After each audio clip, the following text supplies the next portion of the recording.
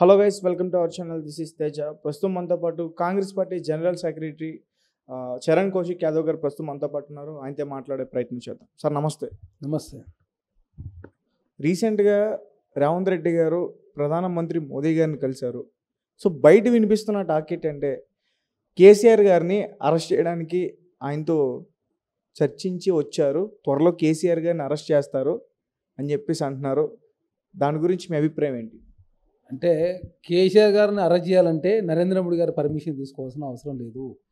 Only ఈ రాష్ట్ర ప్రయోజనాల కోసం, ఈ రాష్ట్రంలో తెలంగాణ రాష్ట్ర ప్రభుత్వానికి కేంద్రం నుంచి రావాల్సిన నిధుల కోసం మాత్రమే నరేంద్ర మోడీ గారు కలిసి, అదేవిధంగా విభజన హామీలు నెరవేర్చలేదు కాబట్టి అవన్నీ నెరవేర్చండి. తెలంగాణ రాష్ట్రం అప్పుల కూరల్లో చిక్కుంది. తెలంగాణ రాష్ట్రంలో మినిమం ఖర్చులకు కూడా ఓడీ మీద, బ్యాంకుల లోన్ల మీద ఆధారపడే పరిస్థితి ఉంది. కాబట్టి తెలంగాణ రాష్ట్రానికి రావాల్సిన నిధులు తక్షణమే రిలీజ్ చేయండి. అదే కాకుండా వెనకబడ్డ జిల్లాలకు రావాల్సిన నిధులు కూడా ఇవ్వండి అని చెప్పేసి ముఖ్యమంత్రి గారు, అదేవిధంగా డిప్యూటీ సీఎం గారు కలిసి తప్ప ఇక్కడ రాజకీయ కోణంతో నరేంద్ర మోడీ గారిని రేవంత్ రెడ్డి గారు కావచ్చు, డిప్యూటీ చీఫ్ మినిస్టర్ గారు కలవలేదని చాలా స్పష్టం. అక్కడ కలిసిన తర్వాత కొంతమంది వైఎస్ఆర్సీపీకి సంబంధించిన ఆంధ్రప్రదేశ్ ఎంపీలతో లంచ్ మీటింగ్ కూడా జరిగింది. సో మరి అక్కడ ఏం చర్చింపులు జరుగుంటాయి? మొన్న జరగలే అది. రేవంత్ రెడ్డి గారు గతంలో ఎంపీగా ఉన్నారు కాబట్టి ఎంపీ పదవికి రాజీనామా చేసిన సందర్భంగా వారు పార్లమెంట్లో ఉన్నటువంటి పార్లమెంట్ సభ్యులకి డిన్నర్ ఇవ్వడం జరిగింది. దానిలో భాగంగా తెలుగు రాష్ట్రాలకు సంబంధించినటువంటి వైఎస్ఆర్సీపీ వాళ్ళు ఉన్నారు, టీడీపీ వాళ్ళు ఉన్నారు, అదేవిధంగా కాంగ్రెస్ పార్టీ సంబంధించినటువంటి అందరూ కొలీగ్స్ ఎవరైతారో వాళ్ళందరికీ డిన్నర్ ఇచ్చింది తప్ప అక్కడ రాజకీయ కోణం లేదు, వేరే ఉద్దేశం లేదు. ఓన్లీ మర్యాదపూర్వకంగా డిన్నర్ ఇచ్చిన సందర్భమే తప్ప దాన్ని ఎలాంటి రాజకీయ కోణాలను చూడాల్సిన అవసరం లేదు. సార్ అలాగే ఇప్పుడు మీరు ఏదైతే ఎన్నికల్లో ప్రచారించారో పథకాలు, 6 పథకాలు కూడా, సో వాటి గురించి మాట్లాడితే లైక్ ప్రజలందరూ కూడా కన్ఫ్యూజ్ అవుతున్నారు. అండ్ వైట్ కార్డు ఉన్న వాళ్ళకి మాత్రమే వర్తిస్తాయి, లేని వారికి ఉండవు. సో ఏంటి అది నాకు అర్థం కాల. అంటే వైట్ రేషన్ కార్డుని ప్రామాణికంగా తీసుకొని ప్రభుత్వ పథకాలు వారికి ఇవ్వాలని చెప్పేసి భావిస్తూ ఉన్నారు. దానిలో భాగంగా వైట్ రేషన్ కార్డు లేని వాళ్ళకు కూడా ఇప్పుడు వైట్ రేషన్ కార్డు కూడా దరఖాస్తు చేసుకునే అవకాశం ఈ రోజు నుంచి 10 రోజుల కాలం పాటు ఆల్రెడీ ప్రజాప్రభుత్వం కాబట్టి ప్రజల చెంతకే పోయి అక్కడ అప్లికేషన్ స్వీకరిస్తూ ఉన్నారు. కాబట్టి అధికారులందరూ కూడా అక్కడనే ఉంటారు. యథేచ్ఛగా ప్రజలందరూ కూడా అప్లికేషన్ పెట్టుకోవచ్చు. అప్లికేషన్ పెట్టుకున్న తర్వాత ఎవరికి వైట్ రేషన్ కార్డులు ఇస్తాం, ఏ విధంగా ఇస్తాం అనేది కూడా గైడ్లైన్ నెక్స్ట్ ఇవ్వబోతా ఉన్నారు. కాబట్టి వైట్ రేషన్ కార్డు లేని వాళ్ళు ఎవరు అధైర్యపడాల్సిన అవసరం లేదు. ఇది నిరంతర ప్రక్రియ అని చెప్పేసి నేను ముఖ్యమంత్రి గారు చాలా స్పష్టంగా చెప్పిండు. అంటే గత 10 సంవత్సరాల కాలం పాటు ఎవరికి కూడా వైట్ రేషన్ కార్డు కేసీఆర్ గారు ఇవ్వలేదు. ఒక్క పెన్షన్ కూడా అదనంగా ఇవ్వలేదు. గత ప్రభుత్వాలు ఇచ్చినటువంటి పెన్షన్లు కావచ్చు, గత ప్రభుత్వాలు ఇచ్చినటువంటి వైట్ రేషన్ కార్డులు మాత్రం వారు కొనసాగించారు. కాబట్టి ఈ 10 సంవత్సరాల కాలంలో కొత్త వైట్ రేషన్ కార్డులు ఇవ్వలేదు. కాబట్టి తెలంగాణ రాష్ట్రంలో వచ్చింది ప్రజాప్రభుత్వం కాబట్టి ప్రజల చెంతకే పోయి వైట్ రేషన్ కార్డులో ఎవరైతే ఎలిజిబుల్ ఉంటారో వారు కూడా వైట్ రేషన్ కార్డు ఇస్తారు. అదే వైట్ రేషన్ కార్డు ఎవరికైతే వస్తుందో వారు కూడా ఈ 6 పథకాలకు సంబంధించి అప్లై చేసుకోవచ్చు. అదే ఉద్యమకారులు కావచ్చు, తెలంగాణ రాష్ట్రంలో ఉన్నటువంటి సర్వజనులంతా కూడా ఈ అప్లికేషన్ పెట్టుకొని దాన్ని స్క్రూటీ చేసిన తర్వాత ఎవరు ఎలిజిబుల్ అనేది ప్రభుత్వం అధికారికంగా ప్రకటిస్తారు. సో అంటే ఎన్నికల్లో మరి ఈ విషయాన్ని ఎందుకు ప్రకటించలేదు? అంటే మీకు ఓట్లు వేసిన వాళ్ళలో చాలామంది ఉంటారు కదా. అంటే ఏ పథకమైనా మీరు చెక్ చేసుకోండి. ఇప్పుడు పెన్షన్ ఉంది, పెన్షన్ ఎవరి పడితే వాళ్ళకి ఇస్తారా? ఇవ్వరు కదా. దానికి ఒక కటాప్స్, దానికి గైడ్లైన్స్ ఉన్నాయి. టీఆర్ఎస్ ప్రభుత్వం వచ్చిన తర్వాత కూడా కొన్ని గైడ్లైన్స్ ఉంది. దేనికైనా గైడ్లైన్స్ ఉంటాయి. ఇప్పుడు కేంద్ర ప్రభుత్వం రైతులకు రైతు బంధు ఇస్తూ ఉంది. అది దానికి కూడా కొన్ని గైడ్లైన్స్ ఉన్నాయి. 5 ఎకరాల లోపు ఉంటే ఇస్తామని. ఇట్లా అంటే దేనికైనా ఏ పథకమైనా, ఆరోగ్యశ్రీ అయినా గతంలో ఉన్నప్పుడు కూడా దానికి ఒక కండిషన్స్ ఉన్నాయి. అదే పెన్షన్ గతంలో ఒక కండిషన్స్ ఉన్నాయి. రుణమాఫీకి కూడా గతంలో కండిషన్లు. ఏ పథకానికైనా కొన్ని గైడ్లైన్స్ ఉంటాయి. ఆ గైడ్లైన్స్ ప్రకారం ముందుకు పోతామని. ప్రజలకు నష్టం జరిగే పని ఎప్పుడు కూడా ప్రజాప్రభుత్వం కాబట్టి మేము చేయము. ప్రజల చెంతకే పోయి ప్రజల నుంచే మేము అప్లికేషన్ స్వీకరిస్తున్నామంటే ఈ 10 సంవత్సరాల కాలంలో అధికారులంతా కూడా యథేచ్ఛగా ప్రగతి భవన్లో రెస్ట్ తీసుకున్నారు అధికారులంతా. ఇప్పుడు 10 సంవత్సరాల తర్వాత మాత్రమే గ్రామాలకు పోయే పరిస్థితి వచ్చిందంటే ఇది ప్రజాప్రభుత్వం కాబట్టి ఆ పరిస్థితి వచ్చిందని చాలా స్పష్టంగా ప్రజలంతా కూడా సంతోషాన్ని వ్యక్తం చేస్తాం. సో అంటే గ్యాస్ విషయంలో కూడా కొంతమంది అసంతృప్తితో ఉన్నారని చెప్పి రీసెంట్గా విన్నాము. సో మరి దాన్ని సరి చేస్తారా? ఇప్పుడు 6 గ్యారెంటీల్లో గ్యాస్ కూడా ఒకటి ఉన్నది. ఈ 6 గ్యారెంటీలు ఎప్పుడైతే దీనికి సంబంధించినటువంటి పూర్తి డేటా వచ్చినప్పుడు, పూర్తి ఎవరు అసలు లబ్ధిదారులు ఎవరు అనేది వచ్చినప్పుడు, అదే కాక అసలు రాష్ట్ర వ్యాప్తంగా ఎంతమంది లబ్ధిదారులు వచ్చినప్పుడు ఈ 6 గ్యారెంటీలో గ్యాస్ కూడా ఉంది. కాబట్టి లబ్ధిదారుల ఎన్నికల్లో వీరు కూడా ఉంటారు. కాబట్టి ఇది ఒక్కదానికి అప్లికేషన్ పెట్టుకుంటే అన్నీ దేనికి గెలిచి కూడా అది వచ్చే అవకాశం. కాబట్టి ఒకసారి ఇది స్క్రూటినీ అయిన తర్వాత ఒకసారి ఇచ్చుడు స్టార్ట్ అయిన తర్వాత అంత కంప్యూటరైజ్ అవుతుంది కాబట్టి తర్వాత ఇబ్బంది ఉండదు.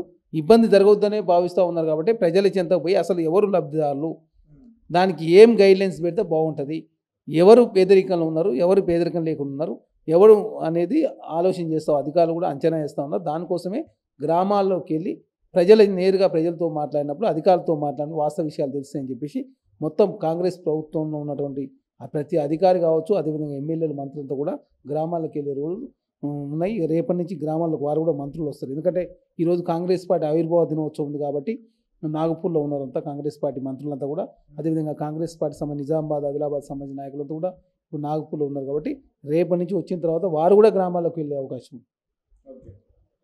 అండ్ అలాగే ఆంధ్రప్రదేశ్ పాలిటిక్స్ మాట్లాడితే రీసెంట్గా కాంగ్రెస్ పార్టీ నుంచి అధ్యక్ష పదవి చేపట్టబోతున్నారు వైఎస్ షర్మిల గారు అని చెప్పేసి రీసెంట్గా వచ్చిన వార్త. సో మరి ఇక్కడి నుంచి ప్రభుత్వం ఏమైనా అక్కడ సపోర్ట్ చేసే ఉందా ప్రచార భాగంలో? కానీ ప్రభుత్వం సపోర్ట్ చేయదు, పార్టీ సపోర్ట్ చేస్తుంది ఖచ్చితంగా. ఎందుకంటే పార్టీగా మేము కూడా ఆంధ్ర రాష్ట్రంలో కాంగ్రెస్ పార్టీ ఉండాలని చెప్పి మేము కోరుకుంటా ఉన్నాం. తెలంగాణ రాష్ట్రంలో కాంగ్రెస్ పార్టీ నాయకులంతా ఖచ్చితంగా ఆంధ్ర రాష్ట్రంలో కాంగ్రెస్ పార్టీ గెలుపు కోసం మేమంతా కూడా పనిచేస్తాం. ఖచ్చితంగా ఆంధ్ర రాష్ట్రంలో కూడా చాలామంది నాయకులు కాంగ్రెస్ పార్టీకి వస్తానికి సిద్ధంగా ఉన్నారు. ఇప్పుడు వైఎస్ షర్మిల గారు కూడా కాంగ్రెస్ పార్టీకి వస్తూ అంటా ఉన్నారు.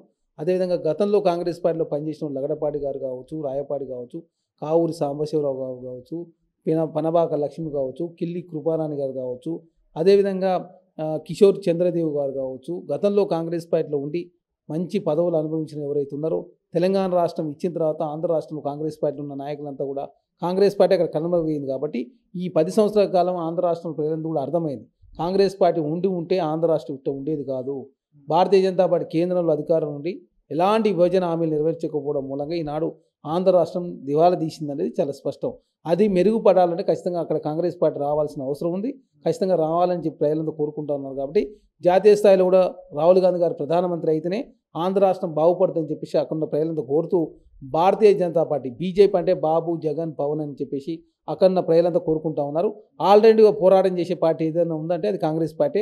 కాబట్టి అక్కడ కూడా ఆంధ్ర రాష్ట్రంలో కాంగ్రెస్ పార్టీ కమ్యూనిస్టులను కలుపుకొని రేపు జరగబోయే ఎలక్షన్లో ఖచ్చితంగా మెరుగైన ఫలితాలు సాధిస్తుందని చెప్పేసి నేను భావిస్తాను. బీజేపీ పార్టీ అంటే ఏంటి సార్? బాబు, జగన్, పవన్. బీజేపీ అంటే బాబు, జగన్, పవన్. అక్కడ ఆల్టర్నేటివ్గా భారతీయ జనతా పార్టీ మీద పోరాటం చేసేది ఓన్లీ కాంగ్రెస్ పార్టీ మాత్రమే. కాంగ్రెస్ పార్టీ తెలంగాణ రాష్ట్రంలో సిపిఐ పార్టీతో మేము పొత్తు పెట్టుకొని కూడా ఇక్కడ అధికారంలోకి వచ్చినాం. వారికి ఒక సీట్ ఇస్తే ఆ సీట్ కూడా గెలవడం జరిగింది. నిన్న జరిగినటువంటి సింగరేణి ఎలక్షన్లో కూడా అటు ఏఐటీసీ కావచ్చు, కాంగ్రెస్ పార్టీ సంబంధించిన ఐఎన్టీసీ కావచ్చు, 2 పార్టీలు మంచి సీట్లు సాధించినాయి. ప్రతిపక్ష పార్టీలకు ఒక్క స్థానం కూడా రాకుండా అధికార పక్షంలో కాంగ్రెస్ పార్టీ కావచ్చు, సిపిఐ పార్టీ కావచ్చు మొత్తం స్థానాలు గెలిచినాయి. కాబట్టి రేపు జరగబోయే ఆంధ్ర రాష్ట్ర ఎలక్షన్లో కూడా కాంగ్రెస్ పార్టీ కమ్యూనిస్టు పార్టీతో కలిసిపోతే బాగుంటుందని చెప్పేసి నేను భావిస్తా ఉన్నా. అదే కాకుండా ఆంధ్ర రాష్ట్రం కాంగ్రెస్ పార్టీ బలపడడం కోసం తెలంగాణ రాష్ట్రం నుంచి ఖచ్చితంగా వారికి సహకారం అందిస్తాం. అదే కాకుండా కర్ణాటక రాష్ట్రంలో కాంగ్రెస్ పార్టీ కూడా ఆంధ్ర రాష్ట్రంలో గ్రేటర్ రాయలసీమ జిల్లాలను కూడా వారు అక్కడ కాంగ్రెస్ పార్టీ బలం కోసం వారు పనిచేస్తారని చెప్పేసి మేము భావిస్తా ఉన్నాం. తెలంగాణ రాష్ట్రంలో కాంగ్రెస్ పార్టీ ఖచ్చితంగా ఆంధ్ర రాష్ట్రంలో పూర్వం 13 జిల్లాలు ఉండే ఖచ్చితంగా మాకు ఏ బాధ్యత ఇచ్చినా అంటే దాదాపు 7-8 జిల్లాల బాధ్యతలు అప్పచెప్పినా కూడా తెలంగాణ కాంగ్రెస్ కమిటీ నాయకులంతా పనిచేయడానికి సిద్ధంగా ఉంది. అప్పట్లో రాజశేఖర రెడ్డి గారు చనిపోయారు, ముఖ్యమంత్రిగా ఉన్నారు అప్పుడు. కానీ అప్పుడు అందరూ ప్రధాన లక్ష్యం కూడా రాహుల్ గాంధీ గారిని ప్రధానమంత్రి చేయడమే. మరి ఇప్పుడు ఆ లోటు తీర్చడానికి షర్మిల గారు ఎక్కడికి పార్టీలో జాయిన్ అవుతుంటే ఆపేశారని కూడా వార్తలు వచ్చాయి. సో మరి ఇది అక్కడి నుంచి ప్రయత్నిస్తే అవుతుందంటారా? అంటే షర్మిల గారి వ్యవహారాన్ని అంతా కూడా అధిష్టానం ఖర్గే గారు అదేవిధంగా డికే శివకుమార్ గారు చూడడం జరిగింది. వారు ఏ నిర్ణయం తీసుకుని నేను కట్టుబడి ఉంటానని చెప్పేసి ఆమె కూడా ఒప్పుకున్న సందర్భం. కాబట్టి ఆమె రాజకీయ భవిష్యత్తు అంతా కూడా కాంగ్రెస్ పార్టీ చూసుకుంటాం, మీరు ఎక్కడ వీలైతే మీ సేవలు ఎక్కడ అవసరం ఉంటే అక్కడ వాడుకుంటానని చెప్పడం జరిగింది. వారి సేవలు ఇప్పుడు ఆంధ్ర రాష్ట్రంలో అవసరం ఉన్నాయి కాబట్టి ఆంధ్ర రాష్ట్రం కాంగ్రెస్ పార్టీ బలపడడం కోసం షర్మిల గారిని ఆంధ్ర రాష్ట్రం పీసీసీ అధ్యక్షులు చేస్తారని చెప్పి ప్రచారం జరుగుతూ ఉంది. వారిని పీసీసీ ప్రేరణ చేసినట్లయితే ఖచ్చితంగా ఆంధ్ర రాష్ట్రంలో కాంగ్రెస్ పార్టీ బలపడుతుంది. తెలంగాణ రాష్ట్రంలో కాంగ్రెస్ పార్టీ కూడా ఆంధ్ర రాష్ట్రం కాంగ్రెస్ పార్టీ గెలుపు కోసం పనిచేస్తుంది. కర్ణాటక రాష్ట్రంలో కాంగ్రెస్ పార్టీ కూడా ఆంధ్ర రాష్ట్రంలో గ్రేటర్ రాయలసీమ జిల్లాలో పనిచేయడం వారు కూడా సిద్ధంగా ఉన్నారు. జాతీయ స్థాయిలో 28 రాష్ట్రాలు ఉంటే కాంగ్రెస్ పార్టీ 27 రాష్ట్రాలు చాలా బలంగా ఉంది.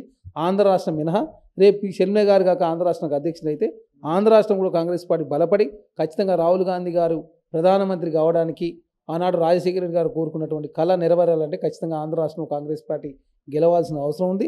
జగన్మోహన్ రెడ్డి గారు 5 సంవత్సరాల కాలం ఉండి ఆంధ్ర రాష్ట్రాన్ని విధ్వంసం చేసిండు. ఆంధ్ర రాష్ట్రం అప్పుల కూరలో చిక్కుకుంది. ఆంధ్ర రాష్ట్రం రాజధాని లేని రాజధాని అయిపోయింది. ఆంధ్ర రాష్ట్రం ఈనాడు ఐటీ లేదు. ఆంధ్ర రాష్ట్రం ఈనాడు ఫార్మా లేదు. ప్రజలంతా చాలా ఇబ్బంది పడుతూ ఉన్నారు. ప్రతి బిల్లుకు భారతీయ జనతా పార్టీ మద్దతు ఇచ్చుడు తన కేసుల నుంచి బయటపడే ఆలోచన తప్ప ఆంధ్ర రాష్ట్ర ప్రజల మేలు కోసం జగన్మోహన్ రెడ్డి గారు చేసినటువంటి పని ఏది లేదని చాలా స్పష్టంగా కనపడతా ఉంది. అదే కాకుండా రాజకీయ విద్వేషాలు రెచ్చగొట్టే ప్రయత్నంలో వారు ఎప్పుడు నిమగ్నమై ఉంటూ ఇంతసేపు ప్రతిపక్ష పార్టీని మాట్లాడొద్దని చెప్పే ఆలోచన తప్ప ప్రతిపక్ష పార్టీని అరెస్ట్ చేసి జైలు పంపించే ఆలోచన చేస్తూ ప్రజలకు అందుబాటులో ఉండకుండా ప్రజాధనము వృధా చేస్తూ ఎంతసేపు అప్పులు చేస్తూ ఆంధ్ర రాష్ట్రాన్ని అధోగతి పాలు కావడం కారణం ప్రధానంగా జగన్మోహన్ రెడ్డి గారు అని చెప్పేసి ప్రజలంతా నిర్ణయానికి వచ్చారు. కాబట్టి ఆంధ్ర రాష్ట్రంలో ఈసారి ఖచ్చితంగా జగన్మోహన్ రెడ్డి గారు అధికారంలోకి వచ్చే అవకాశం చాలా స్పష్టంగా కనపడతలేదు. కాబట్టి ఆ ప్లేస్లో కాంగ్రెస్ పార్టీ రావాలని చెప్పేసి ప్రజలంతా కోరుకుంటూ ఉన్నారు. కాబట్టి తెలంగాణ రాష్ట్రంలో ఉన్నటువంటి కాంగ్రెస్ పార్టీకి మేమంతా కూడా కాంగ్రెస్ పార్టీ గెలుపు కోసం ఆంధ్ర రాష్ట్రంలో పనిచేయడానికి మేము సిద్ధంగా ఉన్నాం. Okay sir, thank you so much.